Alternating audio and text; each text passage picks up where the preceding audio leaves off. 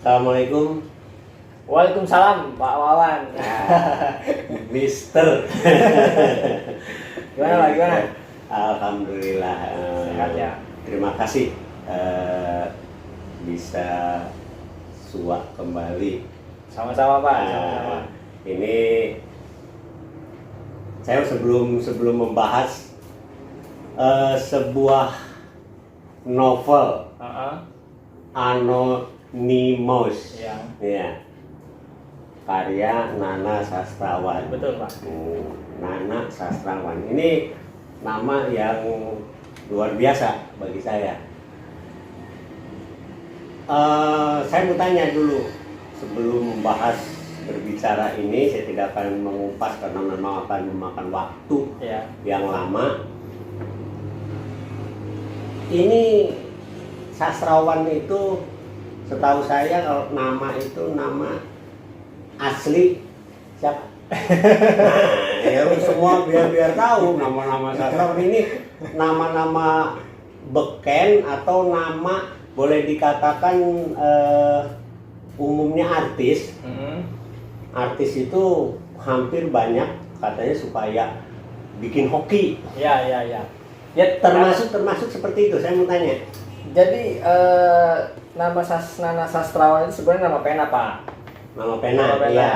Jadi awalnya itu ketika saya menulis buku itu saya hanya menggunakan nama Nana S. Oh, Nana S. Nana S. Jadi seperti Tatang S kalau di komik gitu zaman dulu ya. Saya awalnya menggunakan nama itu. Cuman dipikir-pikir terus kayaknya coba nyari S-nya apa gitu lah. Ketemulah Sastrawan ini. Ide sendiri. Saya tuh menemukannya pas lagi sholat Pak sebenarnya. Oh, pas lagi sholat. Percaya atau nggak percaya sih? Nggak percaya. Tapi ini bawa hoki betul-betul menjadi sastrawan. Tapi ya, sampai sekarang dibawa di setiap bukunya. Di setiap buku. Dan umumnya memang dunia, baik dunia seni, baik seni sastra, seni peran, ya penyanyi juga, seniman sama itu pada umumnya punya nama samaran. Ya. Artinya nama populer. Nama populer. Di panggung lah gitu. Ini panggung sastra. Jadi sastrawan. Termasuk saya juga kalah. Permasalahannya saya nama asli, tidak ada nama panggung. Tapi secara pemikiran gini Pak, kalau penyanyi kan ada Iwan Fals ya. Iya. Dia mungkin suaranya agak fals atau gimana gitu. Dul Sumbang. Ya, ada Dul Sumbang. Mungkin ya membawa diksi-diksi yang berdekatan dengan suara atau dengan konteksnya lagu. Nah, saya membawa diksi sastrawan ini kan saya bergerak di bidang tulis menulis kan. Oh iya. Jadi ya kenapa tidak saya ambil sastrawan? Iya. Tapi ya menurut saya nekat. Artinya berani, lebih sastrawan dari sastrawan. Walaupun tidak nulis sudah sastrawan. Ya. Nah itu. Tapi kalau istilah William Shakespeare ya apa arti sebuah nama? Ya, tetapi saya punya pemikiran sendiri bahwa nama itu tetap berarti. Kalau namanya misalnya ada namanya karena ini cerita ya, karena dia pokoknya yang penting ada di dalam katakanlah di sini nama itu diambil dari agama. Oh ya. Ya, misalnya Alhamdulillah minasyaitonirrajim. Kemudian ngambil itu kan ambilan dari Al-Qur'an. Ngambil namanya syaiton. Oh, panggil uton-uton ada terjadi seperti ada. Akhirnya plong. Nah, itu seperti itu. Artinya nama itu tetap memiliki makna. Memiliki makna, termasuk Nana Sastrawan ini memiliki makna bakal menjadi seorang sastrawan. Amin. Ya paling tidak senang menulis lah. Senang menulis, tapi setidaknya ya mohon maaf, era saya kepenulisan dengan era sekarang seperti Mr. Nana Sastrawan ini luar biasa pesatnya. Boleh dikatakan saya sejak tahun 80 kalah mencetak buku kalau saya baca yang ada di saya. Ya. Punya Mister Nana Sastrawan, saya panggil Mister aja. Karena basicnya guru juga kan, iya sama guru bahasa Inggris. Jadi umumnya guru bahasa Inggris panggilnya Mister. Karena saya sendiri punya teman guru bahasa Inggris, saya panggil Mister. Luar biasa ya. Ada sekitar di saya itu ada sekitar kurang lebih 10 buku, termasuk yang terakhir itu Jangan Kutuk Aku Jadi Penyair. Ya memang penyair itu kutukan. Ya, nah, mohon maaf ini artinya bukan mengoreksi, ya setidak-tidaknya memberikan apresiasi kepada rekan-rekan yang lain. Nah, saya mau tanya dulu, terciptanya Anonymous ini kapan dan tahun berapa? Ini kalau saya lihat cetakannya belum lama. Ya, itu cetakan kedua itu. Cetakan kedua, iya. Iya. Ini udah cetakan kedua kali buku ini. Pertama itu Maret 2012. 2012 berarti sudah 11 tahun. Ya. Luar biasa, 11 tahun sudah, dan ini cetakan kedua. Sekarang, ya. Jadi ini, gini, gimana? Buku Anonymous ini Pak, sebenarnya saya tulis itu perkiraan di 2010 sampai 2011. Jadi antara 2010 sampai 2011. Nah, perjalanan saya menulis novel Anonymous ini pasca setelah saya menerbitkan buku puisi Kitab Hujan. Iya. Itu kan 2010 ya kan. Nah, buku puisi itu, lalu saya berpikir ada kegelisahan ya. Biasa kan penulis itu setelah menyelesaikan satu tulisan itu masih ada kegelisahan di dalam pikirannya gitu. Iya. Ya, belum selesai lah katakanlah begitu. Nah, saya mencoba kegelisahan itu saya tuangkan ke dalam bentuk narasi. Artinya novel katakanlah gitu. Nah, dalam perjalanannya itu memang menarik sih, unik ya. Ini kan novel Anonymous ini kan salah satu novel yang membawa saya mendapat penghargaan karya sastra. Iya. Tahun 2015 dari Kemendikbud gitu ya. Nah, menariknya perjalanan ini dalam buku ini kan berbicara tentang orang-orang gila sih sebenarnya Pak ya. Gila dalam tanda kutip ya. Ya. Berbicara gila, orang-orang orang-orang gila dalam tanda kita kutip. tidak berpikir gila, tidak masuk, tapi dari kegilaan. Nah, dalam prosesnya ini saya juga sering dihadapkan dengan dalam realitasnya ya, sering bertemu dengan orang-orang gila yang sesungguhnya gitu. Iya. Jadi ketika saya misalkan duduk lagi nunggu angkot gitu, tiba-tiba ada orang gila nyamperin, ikut duduk gitu. Nggak ngapa-ngapain, cuman seolah-olah memberikan simbol kepada saya untuk mengamati perilaku-perilakunya gitu, yang pada akhirnya tertuanglah dalam tulisan-tulisan ini. Nah, kalau saya baca itu termasuk ada semacam pemikiran kegilaan juga sang pengarang ini ketika menulis di sini. Ya, merasa tidak? Betul, memang betul Pak. Karena kan ini kan klimaksnya saya dalam menulis pada saat itu ya, klimaksnya saya dalam menulis konteks karya sastra. Iya. Kan saya masih dalam pencarian nih Pak, dalam menulis. Iya. Pencarian kan awal-awal saya menulis karya sastra kan, puisi. Lalu berubah menjadi novel gitu kan. Nah, ini kan dalam konteks pencarian saya dalam menulis karya sastra, membaca teori-teori sastra, bergaul dengan orang-orang sastra, melihat lingkungan-lingkungan sastra, kok begini ya gitu. Kok banyak sekali kegilaan dan kegilaan itu gitu kan.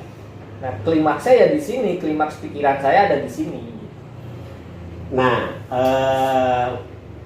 kalau saya baca secara keseluruhan, mungkin bagi orang yang sepintas membaca agak mumet juga, karena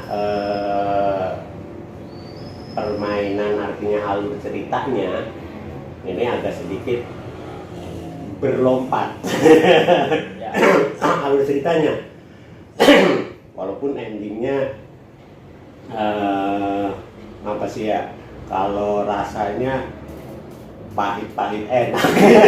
Ini kalau mobil kan manis gitu ya. Ini kalau orang yang sepintas hanya sekitar baca mumet. Iya. Ya. Tapi ketika saya baca ini menariknya apa?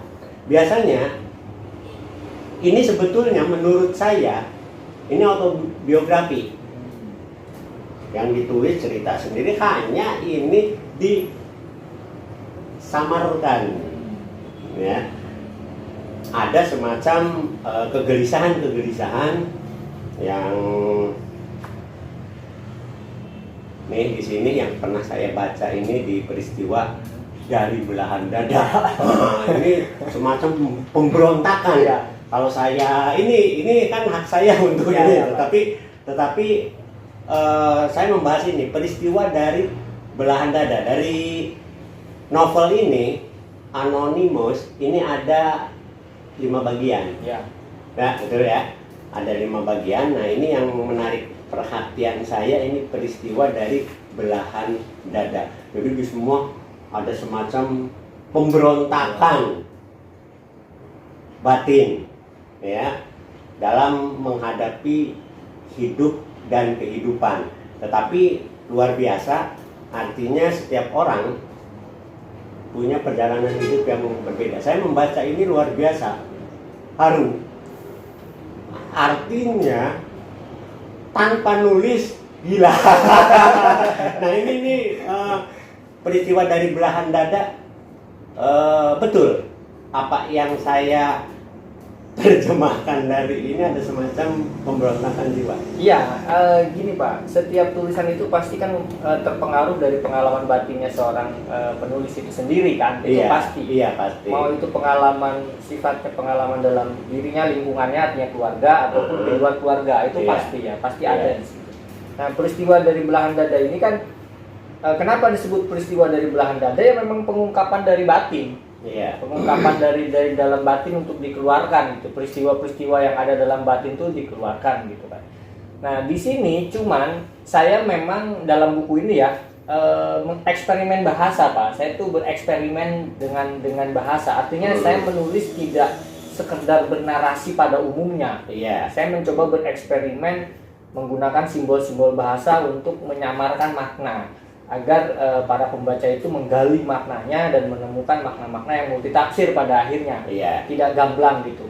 Tapi setiap pembaca itu kadang-kadang penasaran dengan kisah saya gitu kan dalam buku ini. Apakah pengalaman batin saya ada dalam buku ini? Pengalaman hidup saya apa ada dalam buku ini? Dalam beberapa event, seperti saya pernah jelaskan waktu di Universitas Indonesia itu, di bedah buku di Universitas Indonesia itu juga saya menjelaskan bahwa buku ini memang menyangkut pribadi saya memang. Iya. Artinya kehidupan pribadi saya ada di sini, kegelisahan pribadi saya dari kecil sampai saya dewasa mengenal karya sastra itu ada di sini. Cuman konteks peristiwanya berbeda. Iya. Tempat dan katakanlah disamarkan. Iya. Artinya ini semacam katakanlah autobiografi yang tertutup. Ya.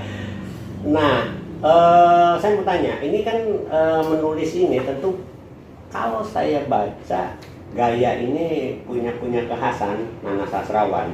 Ya, bahasa kan beda dengan kalau saya baca novel Putu Wijaya atau Darmanto Yatman, tetapi ada beberapa diantaranya mengarah ke sana. Nah, novelis yang Mr. Nana sukai itu siapa?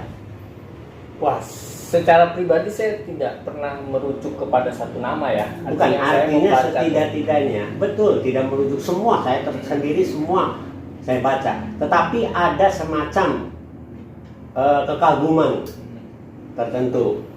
Ya, saya suka Eropa sih, Alexander Dumas. Oh, Alexander Dumas, ya. Yang menulis Count of Monte Cristo itu. Iya. Pantas agak sedikit mendekati gitu, karena secara jujur setiap orang itu boleh membaca semua novel, semua karya siapapun, tetapi ada satu karya yang pasti pas di hati kita. Misalnya dengan saya berbeda. tetap walaupun secara pemikiran ada kesamaan dan ada perbedaan. Nah, saya sendiri dari novel-novel yang saya baca, baik yang paling saya kagumi yaitu karya Khalil Gibran. Khalil Gibran, oh ya. Itu bahasanya luar biasa, diterjemahkan juga dalam bahasa Indonesia seperti sayap-sayap patah. Ya. Tapi menarik Pak, ketika saya menulis ini justru saya juga sedang membaca Khalil Gibran sebenarnya. Oh, Khalil Gibran, iya. Saya lagi senang membaca Sang Nabi itu. Iya, Sang Nabi. Ya. Kemudian saya juga termasuk puisi yang cerita kayak Rabindranath Tagore gitu. Iya. Itu bahasanya halus. Di sini kan ada semacam ungkapan dari paragraf kedua, peristiwa dari belahan dada. Dunia luar adalah dunia yang asing dan aneh. Ya. Iya. Dan memang sesuatu yang kalau saya terjemahkan asing dan aneh. Tetapi di sini dengan keasingan dan keanehannya kita mau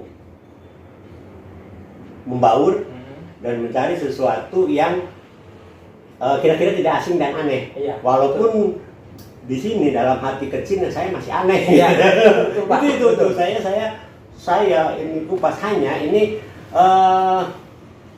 berapa tahun dibuat. Kalau proses pemikirannya ya 2010 sampai 2011 proses pemikiran kegelisahan. Cuman menulisnya hanya 1 bulan Pak. 1 bulan. Nah, pas itu bulan kan puasa itu. Makanya kan saya tanya itu ada kaitannya. Ini macam artinya begini.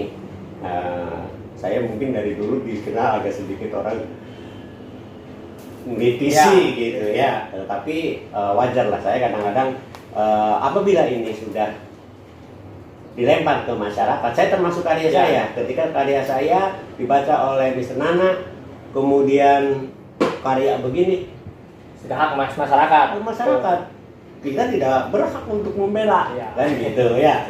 Termasuk saya katakan,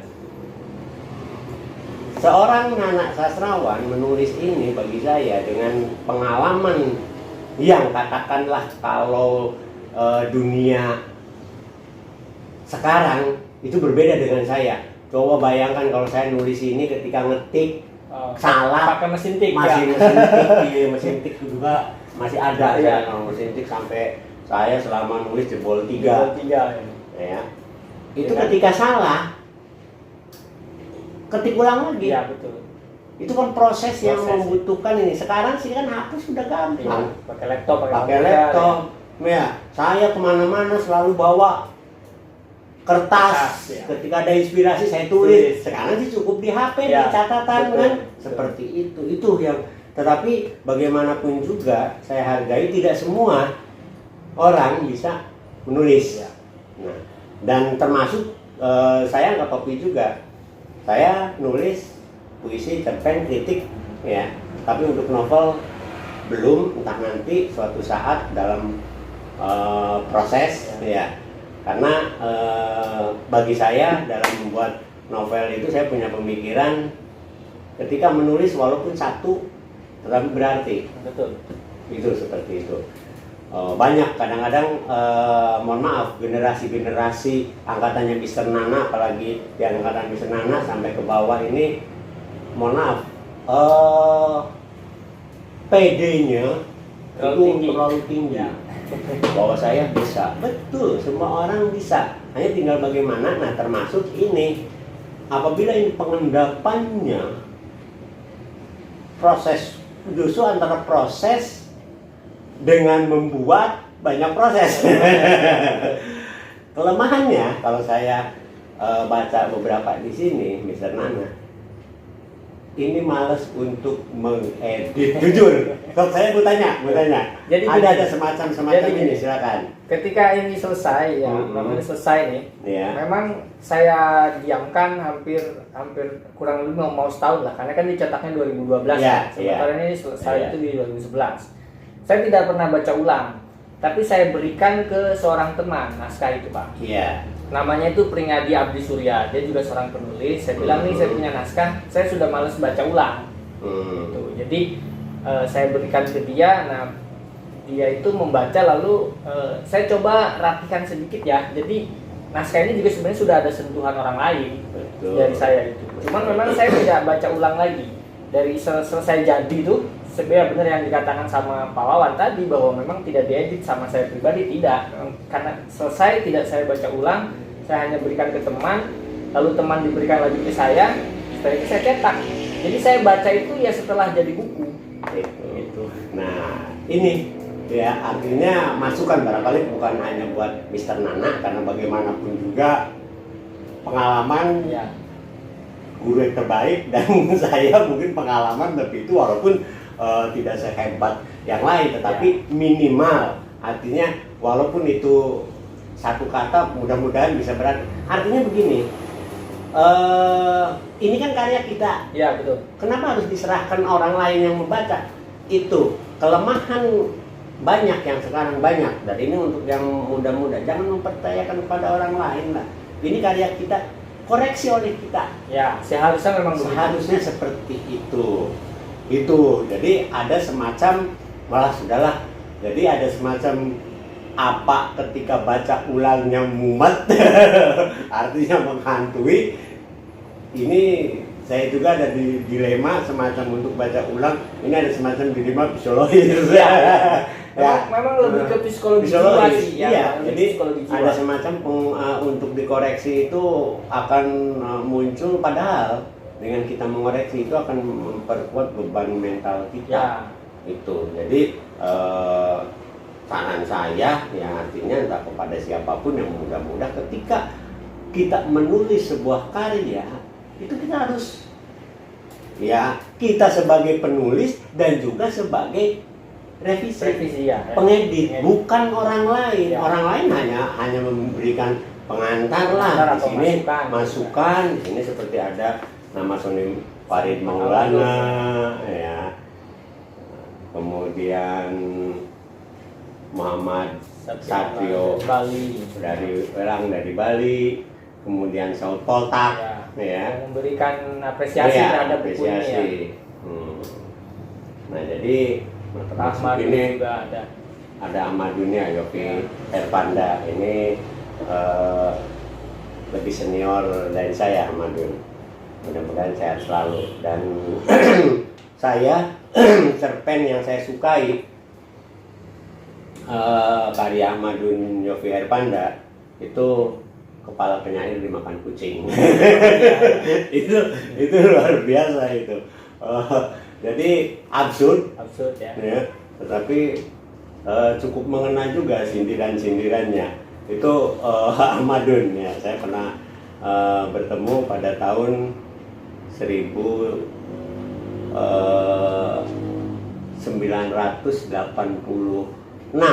Oh, 96 ya, tahun 96 ya. 86. Oh, tahun 86. 86. Mister Nana baru 4 tahun. Nah, Iya. 86. Di Muntilan, di rumahnya Joko Pinurbo. Ya, saya juga Pak, kalau saya diminta nulis lagi seperti ini juga kemungkinan juga belum tentu bisa Pak. Jadi gini, menulis itu kadang-kadang juga lahir dengan sendirinya Pak. Betul. Jadi tidak serta-merta misalkan saya disuruh nulis ulang dengan gaya yang seperti ini kan, gaya eksperimen bahasa, terus menggunakan pendekatan psikologi jiwa kan, ini pendekatannya kan. Agak susah juga kalau sekarang gitu kan, karena titik klimaksnya berbeda dengan titik klimaks pada saat menulis novel ini gitu kan. Makanya saya bilang ini kan novel pertama yang saya tulis. Setelah ini banyak ya kan, setelah ini banyak, tapi ini novel pertama. Televisi tanpa antena. Banyak lah setelah Anonymous ini banyak, ada Soliloquy, ada novel-novel remaja juga banyak. Cuman memang klimaks awal menulis ini pada tahun itu ya begitu suasana batinnya, suasana pikirannya, terus eksperimen bahasanya begitu gitu. Makanya judulnya kan aneh-aneh kan, ada Soliloquy Kesunyian, Peristiwa dari Belahan Dada, Cinta dari Kebun Halaman Belakang gitu kan. Jadi aneh-aneh memang judul-judulnya juga. Ya karena saya mencoba ya memang seperti yang di situ kan. Dunia itu kan asing dan aneh. Ya. Memang makanya pribadinya juga jadi akhirnya aneh. Ikut aneh ya. Tetapi kalau dibandingkan dengan sepintas saya baca dengan yang kelanjutannya, ini sebetulnya lebih baik.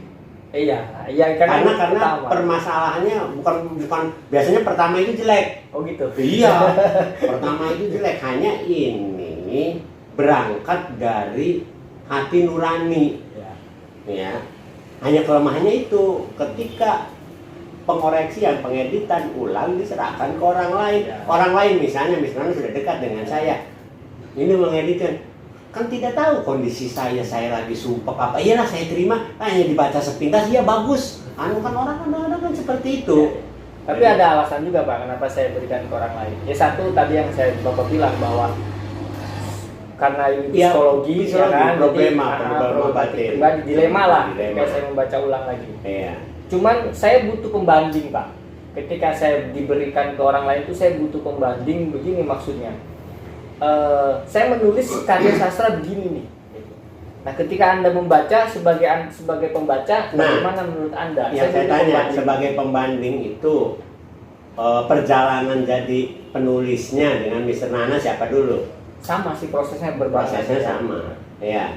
Nah, karyanya yang dilihat lebih dulu dia untuk lebih dulu dia.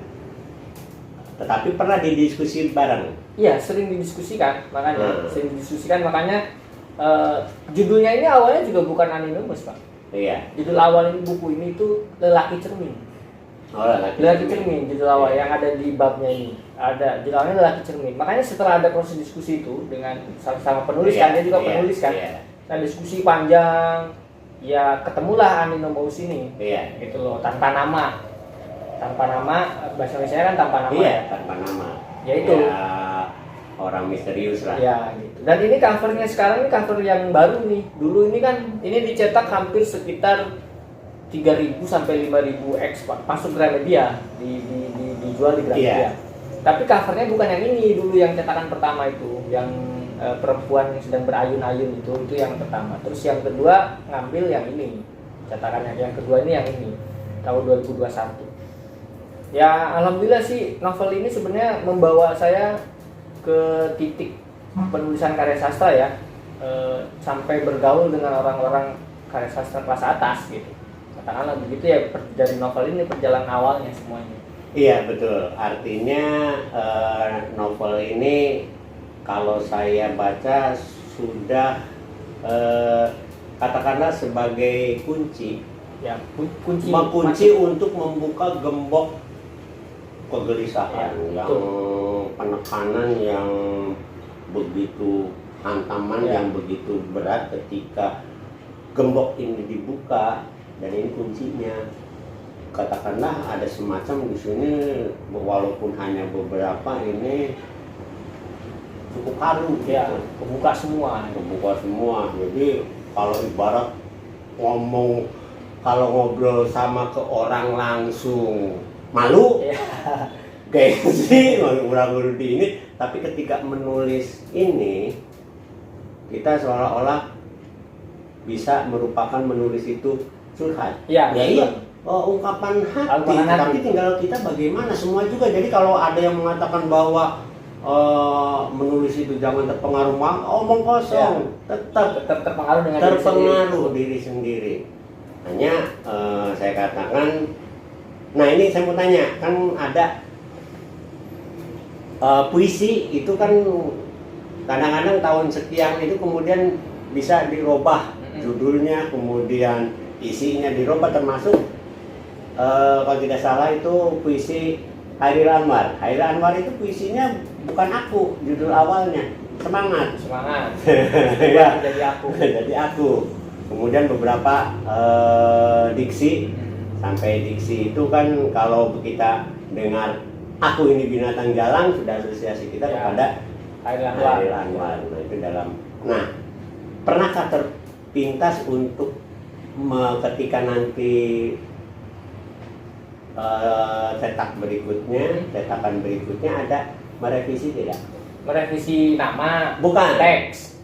Dalamnya? Oh enggak. Tidak. Sudah paten itu. Itu kan ada yang melakukan itu dan ada yang tidak. Itu sah-sah saja karena yang membuatnya, yang mengarangnya. Ya. Tetapi dengan saya punya keyakinan dengan kita tidak merubahnya, ya itulah Nana sastrawan ketika nulis ini. Iya. Oke, ini saya tidak akan karena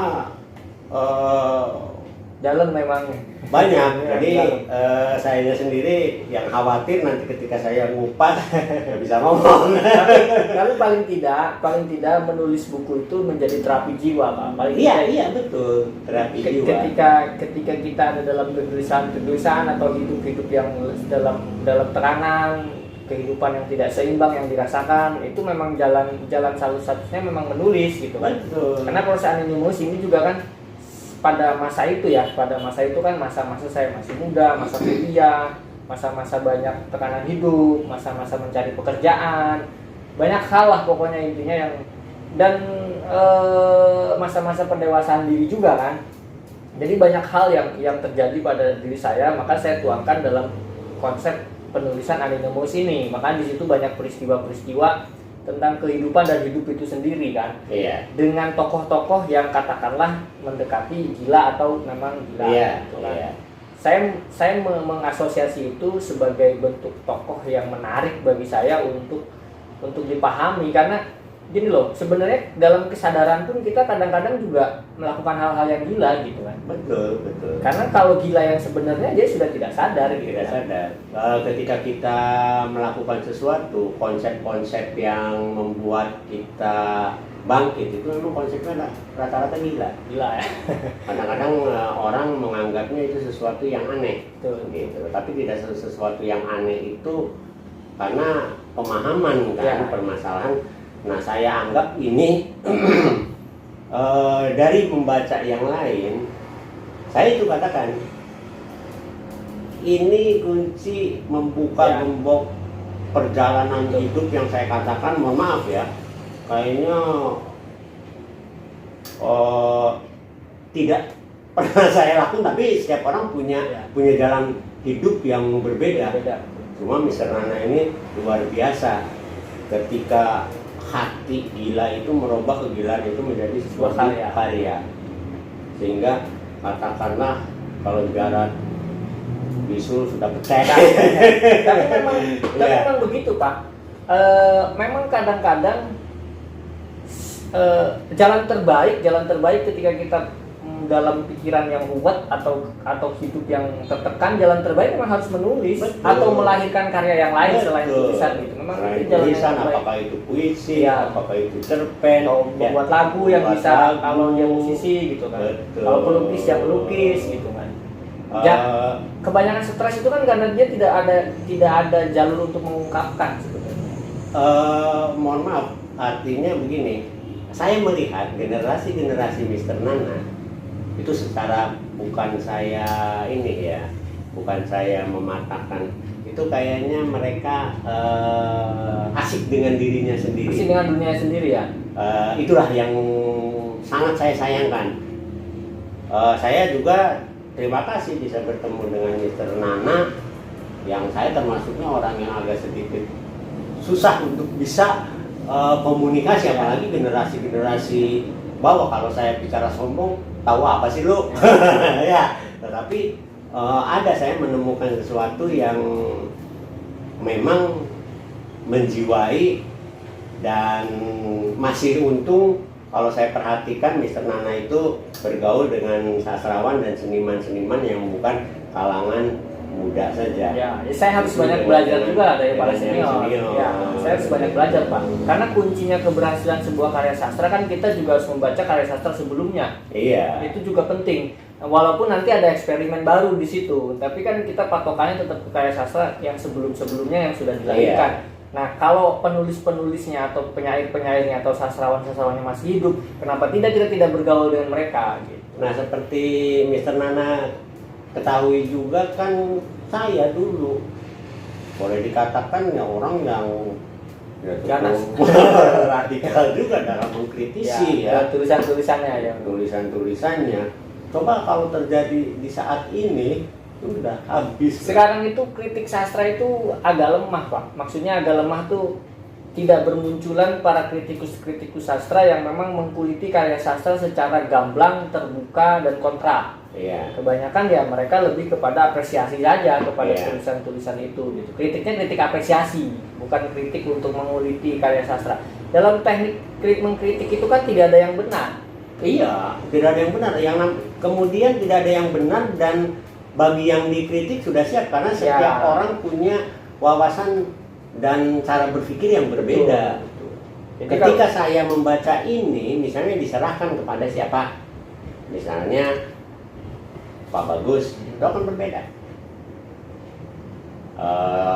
Dari kacamata apa? ya, Dari sudut apa dari psikologi, ya di sini kan ada banyak psikologinya, ya psikologi tekanan semasa kecil, ya ketika kegelisahan di sini katakanlah Nana Sastrawan sedang mencari identitas diri. ya, eksistensi itu saya makanya saya wawancarai Mr. Nana di Yatra Caruban ini nanti untuk bukan hanya sastrawan, nanti mungkin akan saya undang semua. Terima kasih Pak. Terima kasih, saya malah diberi tempat di sini, saya berterima kasih. Iya, karena dan saya harap bisa membantu saya juga. Ya, kita sama-sama membantu kegiatan di sini. Kita generasi Kolaborasi saya kolaborasi antara 80 dengan 2000-an gitu. Ya. Jadi akhirnya kalau kolaborasi dibagi rata-rata mudah lagi. Begitu, terima kasih buat Mr. Nana Sastrawan yang sudah hadir di Yatra Caruban, ya channel yang mudah-mudahan bukan hanya untuk sastrawan, pokoknya dari kalangan bawah ya, pendidikan apa bisa bergabung, dan saya undang barangkali nanti ada sastrawan temannya Mr. Nana siapa ke Yatra Caruban, mangga. Dan sebelum saya akhiri, barangkali ini perlu saran, artinya dari generasi angkatan Mr. Nana sastrawan kesini kan, untuk mereka ketika dalam menulis, karena saya yakin kalau saya baca bukan hanya ngurusi nulis buku, juga membuat kelas sastra juga. Misalnya, betul kan? Betul. Barangkali ingin menyampaikan sesuatu, silakan. Ya, saya sih sederhana saja. Teruslah menulis. Mari kita menulis, tuangkan kegelisahan pribadi kita dalam tulisan. Karena tulisan itu salah satu bentuk terapi jiwa kita. Iya. Itu aja sih. Iya. Apalagi di Yatra Caruban Apalagi ada Caruban. punya terapi jiwa. Terapi jiwa, ya, betul. Iya. Dan saya lihat ada yang mereka itu di kelas puisi misalnya, ya itu lebih tua kalau dari usia. Betul. Nah itu luar biasa, itu artinya semangat, berarti bukan hanya generasi muda ya, biasanya ini yang kadang-kadang yang sudah merasa yang justru makin bingung itu mereka-mereka yang sudah punya bakti, apa yang saya kerjakan gitu. Nah mengapa tidak untuk menulis? Betul. Apakah itu tulisan untuk dokumentasi pribadi atau yang penting unek-unek kita dikeluarkan. Oke, terima kasih. Sama-sama Pak. Mr. Nana Sastrawan, mudah-mudahan tetap sehat dan tetap membantu kegiatan, karena bagaimanapun juga dunia saat ini dalam tulis-menulis oke lah, tapi dalam campur tangan media ini perlu saya yang muda ya, namanya kelas nasional. Terima kasih. Mudah-mudahan kita selalu diberi kesehatan. Gitu. Amin. Itulah yang bisa saya berikan buat Mas Nana Sastrawan dengan anonimusnya, dan ini bisa dibeli di Tokopedia dan termasuk barangkali ada yang sudah mulai menulis, bukan promosi ya, bisa ke yang pustaka. Oke, terima kasih. Assalamualaikum warahmatullahi wabarakatuh. Waalaikumsalam.